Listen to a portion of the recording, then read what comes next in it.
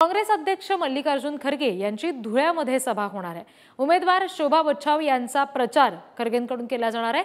उत्तर महाराष्ट्रावर काँग्रेसकडून आता विशेष लक्ष दिले जाते असं एकंदरीत लक्षात येते। काल नंदुरबारमध्ये प्रियंका गांधी यांची सभा झाली, आज खरगे धुळ्यामध्ये सभा घेतात। या सगळ्या पार्श्वभूमीवर उत्तर महाराष्ट्रावर काँग्रेसचं असलेलं विशेष लक्ष पुन्हा एकदा अधोरेखित होत आहे। काँग्रेस अध्यक्ष मल्लिकार्जुन खरगे धुळ्यामध्ये सभा घेतात आणि उमेदवार आहेत शोभा बच्छाव, त्यांचा प्रचार खरगे करणार आहेत। एकंदरीत उत्तर महाराष्ट्रातले जे मतदारसंघ आहेत त्या ठिकाणी मतदान हे काँग्रेसच्या बाजूने व्हावं, महाविकास आघाडीच्या बाजूने व्हावं यासाठी काँग्रेसकडून विशेष प्रयत्न केला जातोय असं दिसतंय। विशेष लक्ष केंद्रित केलं गेलेलं आहे इकडच्या मतदारसंघावर।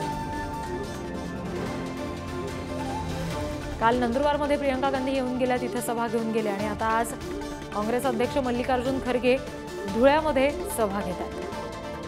महाविकास आघाडीकडून शोभा बच्छाव यांना उमेदवारी दिली गेलेली आहे आणि त्यांच्या प्रचारासाठी म्हणून खरगे धुळ्यामध्ये येतात। प्रतिनिधी भूषण चिंचोरे यांच्याकडून अपडेट्स घेऊया। भूषण, कसं नियोजन असेल खरगेंच्या या धुळे दौऱ्याचं आणि काय नेमका विशेष फरक पडू शकतो या सगळ्या सभांच्या धडक्यानंतर?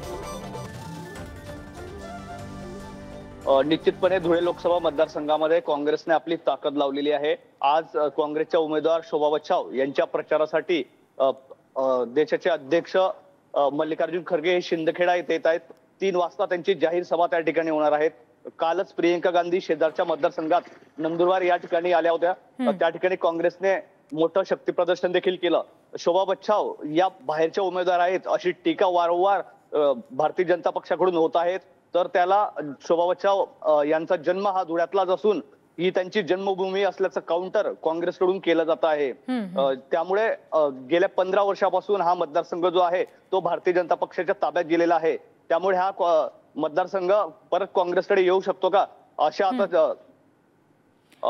आता बोललं जात आहे आणि त्या निमित्ताने मल्लिकार्जुन खरगे आज धुळ्यात येत आहेत।